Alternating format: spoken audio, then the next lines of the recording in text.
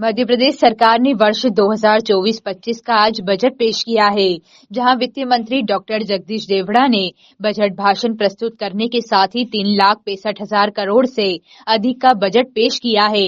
इस बजट को लेकर association of industries Madhya Pradesh के अध्यक्ष सहित अन्य पदाधिकारी ने गुरुवार को प्रेस वार्ता आयोजित की और अपनी प्रतिक्रिया दी, जहां association of industries Madhya Pradesh के अध्यक्ष योगेश मेहता सहित अन्य पदाधिकारी ने कहा कि यह बजट उद्योगों को बढ़ावा देने के लिए काफी अच्छा है।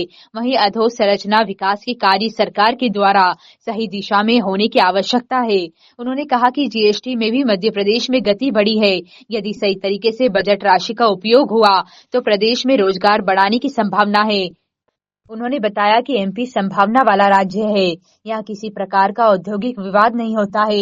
इसी दौरान उन्होंने बैंकों की कार्य प्रणाली पर भी सवाल खड़ा किया है और कार्य प्रणाली सुधारने को लेकर अपनी बात रखी। कुल मिलाकर डॉक्टर मोहन यादव सरकार के इस बजट से उद्योग जगत के कई पदाधिकारी और उद्योगपति लोगों ने काफी उम्मीद जताई है और अपने सकारात्मक विचार बजट के प्रति मीडिया के सामने रखे। मध्य प्रदेश की मोहन यादव सरकार का पहला बजट आज पेश हुआ है। वित्त मंत्री डॉक्टर जगदीश देवड़ा ने आज अपना बजट पेश किया है। करीब 3,65,000 करोड़ से अधिक का ये बजट हुआ है। Association industries of Madhya Pradesh के अध्यक्ष हमारे साथ मौजूद है। सर, इस बजट को किस तरह देखते हैं आप? ये एक लोककारी जन कल्याणकारी बजट है। इसमें जो फोकस किया गया है, जैसे लाडली बहना के लिए 19,000 करोड़ का प्रावधान किया गया है, उससे अब ये उम्मीद लग रही है कि लाडली बहना 1 वर्ष तक चलती रहेगी। बहनों की जेब में जब पैसे आएंगे तो निश्चित तौर पे घूम फिर के वापस बाज़ार में आएंगे, और जब ये पैसा बाज़ार में आएगा तो उद्योगों का पहिया भी चलेगा। कई जो स्कीम्स चल रही हैं वो एक भी बंद नहीं की गई है, और बल्कि उद्योगों के रोजगार बढ़ाने के लिए पहले जहां 3,000 करोड़ का प्रावधान होता था, वह अब 4,200 करोड़ रुपए का प्रावधान है। सूक्ष्म लघु मध्यम उद्यम मंत्रालय का भी अच्छे प्रावधान किए। जहां 800 साढ़े 800 करोड़ के प्रावधान होते थे, इस बार 1,250 करोड़ के आसपास है। खादी ग्राम उद्योग विभाग के भी प्रावधान किए गए, निवेश प्रोत्साहन विभाग किया गया है, और सबसे बड़ी बात है कि नए औद्योगिक क्षेत्रों के विकास के लिए भी इस बार बजट का प्रावधान किया गया है। तो मैं समझता हूं कि अब उद्योगों को जो नई जमीन है उसको मिलने पर समस्या नहीं आएगी।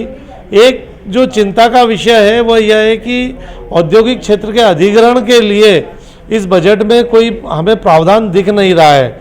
अगर वह प्रावधान भी हो जाता तो नए जो कृषि भूमि है उनके जो अधिग्रहण है, हमारे किसान भाइयों को उनका उचित मूल्य मिलकर नई सड़कों के लिए, नए औद्योगिक क्षेत्रों के लिए अगर वह प्रावधान होता तो विकास की गति तेज हो जाती।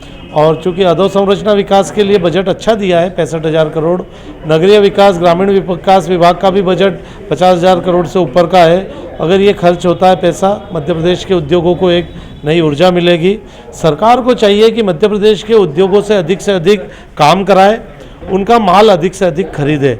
अगर ये होता है तो मैं समझता हूँ कि मध्य प्रदेश को विकसित राज्य हमारा बन ही रहा है, और प्रथम 5 राज्यों में आने से कोई नहीं रोक पाएगा। सर, बीते बजट की तुलना में 16% अधिक वृद्धि हुई है बजट में। क्या देखते हैं इस बार? क्योंकि सिंहस्थ को भी ले लिया है, कृषि में भी काफ़ी बढ़ावा दिया है, और एसोसिएशन ऑफ इंडस्ट्रीज की यदि बात करें तो इंदौर शहर में लगातार उद्योगों को ज़्यादा फोकस किया जाता है। क्या कहेंगे इसमें? देखिए, ये बजट निश्चित तौर पे जब आय में बढ़ोतरी होती है तो इसका बजट भी बढ़ता है। मध्य प्रदेश की आय में वृद्धि हुई है। आय में वृद्धि स्पष्ट दर्शाता है कि मध्य प्रदेश के प्रति व्यक्ति हर जेब में पैसा जा रहा है, हर जेब उस पैसे को खर्च कर रही है और कर के रूप में वापस सरकार को अपना सहयोग प्रदान कर रही है। तो प्रत्येक व्यक्ति कर के माध्यम से सरकार को मजबूत बना रहा है। सरकार उस पैसे को वापस बाजार में लाकर ये इकोसिस्टम को मेंटेन कर रही है। तो अभी केंद्रीय करों से जो हिस्सेदारी है वह भी अब हमारी काफ़ी बढ़ चुकी है। डबल इंजन की सरकार है, मोदी जी केंद्र से पैसा भेजते हैं, राज्य यहाँ पर खर्च करता है। तो ये डबल इंजन की सरकार का असर इस बजट में दिख रहा है कि 3,65,000 करोड़ तक हमारा बजट पहुँच चुका है। अब ये पैसा इस मध्य प्रदेश के उद्योगों के साथ अगर खर्च किया जाए तो मैं समझता हूं कि प्रदेश को विकसित राज्यों में शुमार होने में कोई नहीं रोक पाएगा। कितनी उम्मीदें हैं इस बार जो बजट का पैसा आप खर्च करने की तो आपने बात कही है योजनाबद्ध तरीके से, कितनी उम्मीदें हैं? 9 माह का समय है और 9 माह काफ़ी होते हैं। योजना बनाने की देर है। हर योजना के टेंडर कर इनको अधिक जल्दी से जल्दी खर्च करें।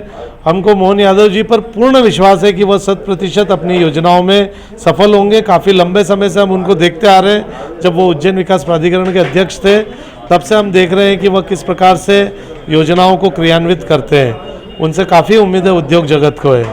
और इस बार उन्होंने उद्योग वर्ष भी घोषित किया है, तो मध्य प्रदेश के लिए एक सुनहरा अवसर है। सर, किन किन परेशानियों से अभी इंडस्ट्रीज जूझ रही है इंदौर की यदि बात करें, और इस बजट के बाद कितनी क्या देखते हैं? देखिए, सबसे बड़ी परेशानी अभी जो आ रही है कि भूमि की उपलब्धता की कमी हो रही है। उद्योग सब अपना एक्सपेंशन करना चाहते हैं, अपनी वृद्धि करना चाहते हैं क्षमताओं की, लेकिन सस्ती ज़मीन उपलब्ध नहीं हो पा रही है। दूसरा, बिजली की कटौती एक बहुत बड़ा कारण बनता जा रहा है। बिजली कटौती पर सरकार को थोड़ा विशेष ध्यान देना होगा। अधोसंरचना विकास के कार्यों को गति देना होगी। हमारा जो आउटर मैनेजमेंट है वो ठीक है, लेकिन जो इनर जो हमारे इंडस्ट्रियल एरिया के विकास है उनको तेज गति प्रदान करना पड़ेगी। उदाहरण के लिए पालदा हमारा बहुत बड़ा औद्योगिक क्षेत्र है जो अभी भी विकास से बहुत दूर है। शहर में होने के बाद भी वहाँ गांव का एहसास होता है। हमारे जो नए औद्योगिक क्षेत्र आ रहे हैं, जाकिया, बांगिया, बरदरी, कुमेडी, ग्रामीण क्षेत्रों में, उनमें भी पहुँच मार्ग की बहुत समस्याएं हैं। उनके लिए भी बजट का प्रावधान करना चाहिए।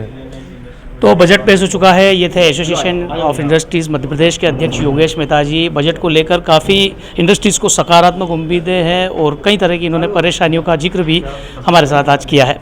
सतीश शर्मा, जनसेतु टीवी, इंदौर।